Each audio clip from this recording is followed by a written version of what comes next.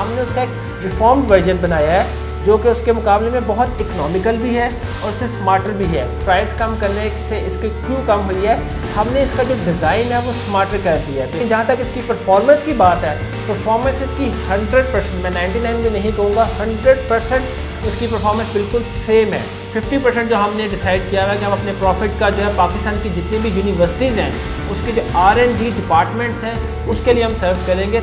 हालिया वबा की वजह से सिर्फ पाकिस्तान में ही नहीं दुनिया भर में वेंटिलेटर्स की शदीद कमी है। जो कंपनियां वेंटिलेटर्स बना भी रही हैं वो नहायत महंगे दामों तैयार कर रही हैं और तैयारी में बहुत वक्त भी ले रही हैं। ऐसे में पाकिस्तानी इंजीनियर्स ने एक शानदार कारनामा सर अंजाम दिया है। उन्होंने नहायत सस्ते दामों में फ्री वेंटिलेटर्स तैयार किए हैं जो काम करने में ज़रूरत के ऐन मुताबिक हैं। पाकिस्तानी इंजीनियर्स ने दुनिया का सबसे सस्ता वेंटिलेटर कैसे और कितने पैसों में तैयार किया है, आइए इन्हीं से जानते हैं। अजीम साहब, आपका दावा है कि आपने फ्री वेंटिलेटर तैयार किया है। ये आम तौर पर काम करने वाले वेंटिलेटर से कितना मुख्तलिफ है? देखिए सर, ये जो हमारी डिवाइस है फ्री वेंटिलेटर, जो इसका डिफरेंस और जो आम वेंटिलेटर इसमें ज़्यादा फ़र्क नहीं है। जो आम वेंटिलेटर हॉस्पिटल्स में इस्तेमाल होता है उसके बेसिकली 3 मेन फंक्शंस होते हैं। एक, जो पेशेंट है उसको ऑक्सीजन देना, जब उसको ऑक्सीजन या सांस लेने में प्रॉब्लम का सामना करना पड़ रहा होता है। बाकी 2 फंक्शन में मेडिसिन देना होता है और स्टोमिक और लंग्स के फंक्शंस को कंट्रोल करना होता है ड्यूरिंग जब पेशेंट कॉन्शियस में नहीं होता। उसमें से जो सबसे मेन फंक्शन है इस टाइम जो दुनिया में यूज़ हो रहा होता है वेंटिलेटर्स का, वो ब्रीदिंग सिस्टम में होता है जब पेशेंट को सांस लेने में प्रॉब्लम का सामना करना पड़ रहा होता है। तो उस वेंटिलेटर में ये होता है कि आपकी जो ट्यूब है वो पेशेंट के अंदर जाती है यहाँ लंग्स में, और दोनों साइड्स पे जो है दोनों लंग्स को वो ऑक्सीजन प्रोवाइड कर रही होती है प्रेशर के साथ। हमने इसमें से जो वेंटिलेटर का मेन फंक्शन है ब्रीदिंग सिस्टम, उसको हमने कन्वर्ट कर दिया इस डिवाइस में। इसके ज़रिए आप जो है पेशेंट को यहाँ पे ट्यूब लगेगी और ये मास्क आगे लगेगा और वो जो पेशेंट है सांस लेने में उसको आसानी हो जाएगी। ये इसके मुकाबले में बहुत इकोनॉमिकल भी है और ये स्मार्टर भी है उस वेंटिलेटर के मुकाबले में। अगर आप नॉर्मली देखते हैं हॉस्पिटल्स में, अगर आप खुदा न खास्ता पंजाब इंस्टीट्यूट ऑफ कार्डियोलॉजी में भी देखें या जितने बड़े हॉस्पिटल्स हैं पाकिस्तान के, पेशेंट जो हैं वेंटिलेटर के इंतज़ार में बाहर बैठे होते हैं। 50 से 60 100 पेशेंट्स तक बेड्स पे होती है और उनके जो अटेंडेंट हैं वो हाथ से इस बैग को, या रेस्पिरेशन बैग भी इसको कहते हैं, प्रेस करके ऑक्सीजन जो है वो पेशेंट को दे रहे होते हैं।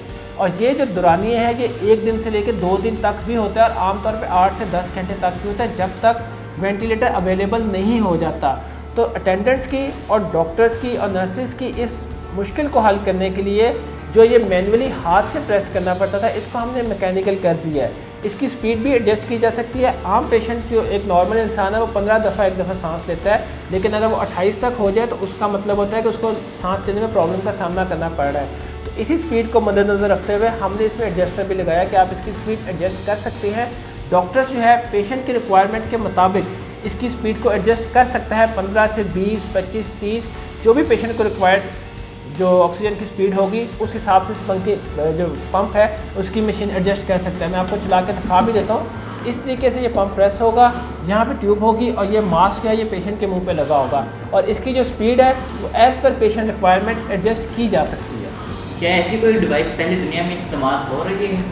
सर, इससे मिलती जुलती डिवाइसेस जो हैं वो दुनिया में पहले बहुत कम तादाद में इस्तेमाल हो रही थी, लेकिन कोरोना के बाद आप अगर देखें तो यूरोपीय ममालिक में इसकी बहुत बड़ी तादाद इस्तेमाल हो रही है इससे मिलती जुलती डिवाइस की, कि वो पेशेंट जिनको वेंटिलेटर की अभी अवेलेबिलिटी नहीं होती तो उससे पहले जो ऑक्सीजन या सांस लेने में आसानी का सामना करना पड़े वो डिवाइसेस यूज़ हो रही हैं। और उसमें जो है अगर आप देखें अभी भी स्पेन और इटली में फ्री वेंटिलेटर जो है या ब्रीदर भी इसको कहते हैं वो इस्तेमाल हो रहे हैं। और अगर आप रिकवर रेशो देखें तो एज़ पर स्पेन और इटली डाटा मोर देन 25% उनके जो पेशेंट्स हैं वो इसी ब्रीदिंग एड की वजह से वो जो रिकवर हो गया, उनको वेंटिलेटर पे जाने की ज़रूरत ही नहीं पड़ी, वो प्री वेंटिलेटर से ही रिकवर हो गया। चलिए ये बताएं, ये वेंटिलेटर कितने पैसों में तैयार किया गया है? देखें अगर आप जैसा कि मैंने आपको पहले बताया कि स्पेन और इटली में और बैरून ममालिक में पहले से इस्तेमाल हो रहा था इससे मिलती जुलती डिवाइस, उसकी जो कीमत है वो तकरीबन 80,000 पाकिस्तानी रुपीज़ के करीब है।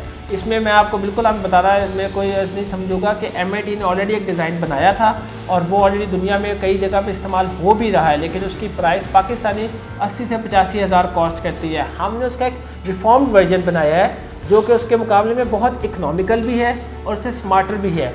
इसकी कॉस्ट जो हमें आई है वो तकरीबन 10,000 पाकिस्तानी रुपीज़ इसकी कॉस्ट हमें आई है, और ये एज़ कम्पेयर टू जो ऑलरेडी अवेलेबल डिवाइसेस हैं यूरोप में यूज़ हो रही हैं, बहुत इकनॉमिकल है और ईजी टू यूज़ है। इसमें आम ज़्यादा आप कह लें कि 30 सेकंड भी नहीं चाहिए किसी को ट्रेन करने के लिए कि वो आप कैसे इस्तेमाल करना चाहिए, तो ये बहुत ईजी टू यूज़ है। और हमने ये 100% पाकिस्तानी जो है इसमें चीज़ें इक्विपमेंट यूज़ की हैं। सिर्फ ये बैग जो है ये बाहर से आता है, अदरवाइज़ बाकी जितनी भी चीज़ें इसमें यूज़ हुई हैं वो सारी पाकिस्तानी यूज़ हुई हैं, बाहर से कोई चीज़ इंपोर्ट नहीं की हुई। आपने इसकी प्राइस को इतना कम कैसे किया है, और इस क्या प्राइस कम होने की वजह से इसकी परफॉर्मेंस में तो कमी नहीं आ जाएगी? देखिए, आपका बहुत अच्छा सवाल है। इसमें आपको बताता चलो कि जो प्राइस कम करने से इसकी क्यों कम हुई है, हमने इसका जो डिज़ाइन है वो स्मार्टर कर दिया है। बेसिकली जो पहले से अवेलेबल डिवाइसेस थे उनका डिज़ाइन थोड़ा सा कम्प्लेक्स था, और उसमें जो हमने लेटेस्ट टेक्नोलॉजीज़ को यूज़ करते हुए, लेटेस्ट इक्विपमेंट को यूज़ करते हुए इसके डिज़ाइन को एक स्मार्टर डिज़ाइन कर दिया है, जिसकी वजह से एक तो ये कॉस्ट इफेक्टिव भी हो गया है। और लेकिन जहाँ तक इसकी परफॉर्मेंस की बात है, परफॉर्मेंस इसकी 100%, मैं 99 में नहीं कहूँगा, 100% उसकी परफॉर्मेंस बिल्कुल सेम है। जैसी जो डिवाइसेस वहाँ पे स्पेन और इटली में यूज़ हो रही है, इसकी डिवाइस 100% सेम है। परफॉर्मेंस वाइज इसमें किसी किस्म का कोई फ़र्क नहीं है। अच्छा, हम ये देख रहे हैं कि आपके पास एक छोटी डिवाइस भी पड़ी हुई है, तो ये कैसे काम करती है और इन दोनों में क्या फ़र्क है? देखिए, ये डिवाइस जो आपके सामने नज़र आ रही है, ये तो हमने जो पहला मॉडल बनाया था वो ये प्री वेंटिलेटर भी कह लें, ब्रीदर हेल्प के भी कह लें। ये जो शॉर्टर डिवाइस आपके सामने अवेलेबल है, ये इसका एक शॉर्टर वर्जन है, और ये इसके मुकाबले में अगर आप देखें साइज़ वाइज भी इससे छोटा है, और ये फंक्शनलिटी वाइज भी इसके मतलब आपको फैज़ जो है वो ज़्यादा इसमें क्लियर कर देंगे। बेसिकली अगर मैं आपको इसके बारे में थोड़ा सा बताऊं तो हमने इसका एक रिफाइंड फॉर्म बनाया जो स्मार्टर वर्जन है, और इसके अंदर कंट्रोल जो है वो ज़्यादा है, क्योंकि टेक्नोलॉजी को, आईटी को यूज़ करते हुए, माइक्रो कंट्रोलर्स को हमने यूज़ करते हुए बेसिकली हमने क्या किया कि इसका inspiration to expiration ratio, oxygen flow rate, tidal flow rate, उन सारे फ्लो रेट्स को कंट्रोल करने के लिए, ताकि डॉक्टर को कहीं पे भी जौन सा है कभी भी कोई चीज़ अगर चेंज करनी पड़ती है तो वो अपनी मर्जी से उसको चेंज कर सकता है ज़्यादा एफिशिएंटली। इसके साथ हम कंप्यूटर एप्लीकेशन के ऊपर काम कर रहे हैं, क्योंकि जो कंप्यूटर एप्लीकेशन होगी वो इस माइक्रो कंट्रोलर के साथ लिंक्ड होगी। तो जब कोई भी सपोज करें कि कोई भी इशू आता है किसी वेंटिलेटर के अंदर या किसी पेशेंट के साथ, उसको कोई इशू जौन सा नज़र आता है, तो वो फ़ौरन डॉक्टर को मैसेज जाएगा कि ये चीज़ हो रही है इस वेंटिलेटर के ऊपर। हर वेंटिलेटर का नंबर होगा, और उस वेंटिलेटर के ऊपर जौन सा जो ही कोई प्रॉब्लम आएगी वो उसको पता लग जाएगी कि क्या इशू है। तो जो ही उसको पता लगेगा, उसको मैसेज आ जाएगा, तो वो फ़ौरन उसके ऊपर क्विक रिप्लाई दे सकता है।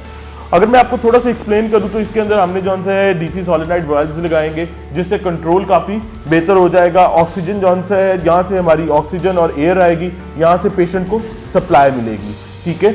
और हमारा कंट्रोल जो है बेसिकली हमने इस चीज़ से यहाँ पे ले आए हैं, उससे काफ़ी चीज़ें हमारी बेहतर हो जाएंगी। स्मार्टर वर्जन है, इजी टू हैंडल है, कोई बंदा अपने घर के अंदर भी लगा सकता है, और इसका जो सा ज़्यादा कंट्रोल है जो एक डॉक्टर और एक नर्स को मिल जाएगा, उससे इसका जो सा इस्तेमाल है वो ज़्यादा बेहतर तरीके से किया जा सकता है।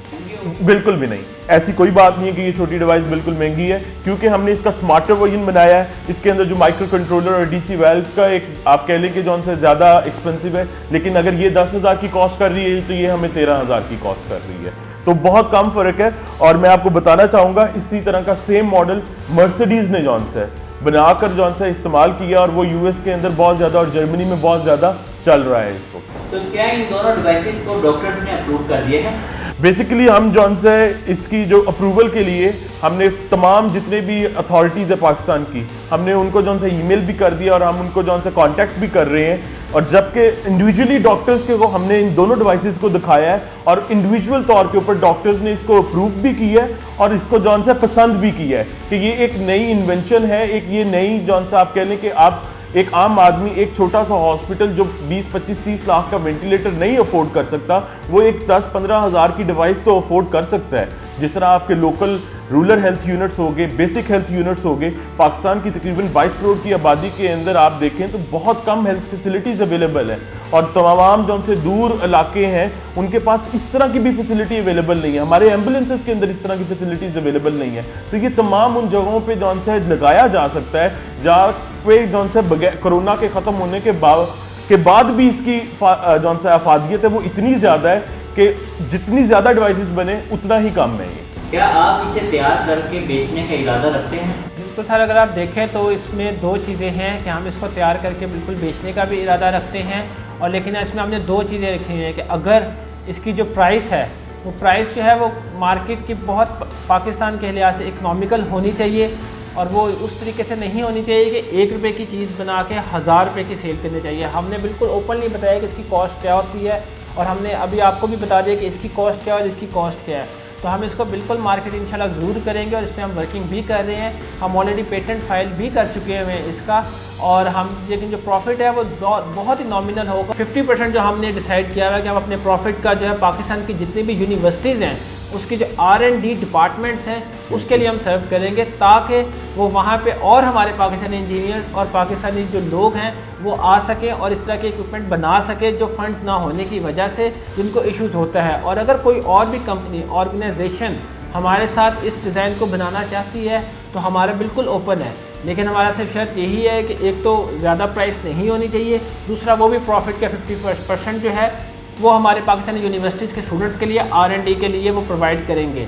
ये हमारी बेसिक एक शर्त है। हम इसका पेटेंट फाइल कर चुके हैं और इसको हम रजिस्टर्ड भी करवा चुके हैं। ये एक डिवाइस कितनी देर में तैयार की जा सकती है? देखिए, फिल वक्त तो लॉकडाउन की वजह से अभी इक्विपमेंट अवेलेबल नहीं था, जिसकी वजह से हमें वक्त ज़्यादा दरकार हुआ। लेकिन अगर मार्केट्स ओपन होती है, इक्विपमेंट की अवेलेबिलिटी होती है, तो एक दिन में इजीली आप तकरीबन 15 डिवाइसेस ये तैयार कर सकते हैं, और उसी रेशो से आप ये तैयार कर सकते हैं। इतना वक्त नहीं लगता है इस पर। आपको कितना वक्त लगा था? हमें इस पे जो है तकरीबन 1 हफ़्ता इस पे लगा था, और इस वाली डिवाइस पे हमें तकरीबन 10 दिन लग गए थे, क्योंकि अवेलेबिलिटी जो है इक्विपमेंट्स की मार्केट्स बंद थी, शॉप्स बंद थी, तो अवेलेबल नहीं हो पा रहा।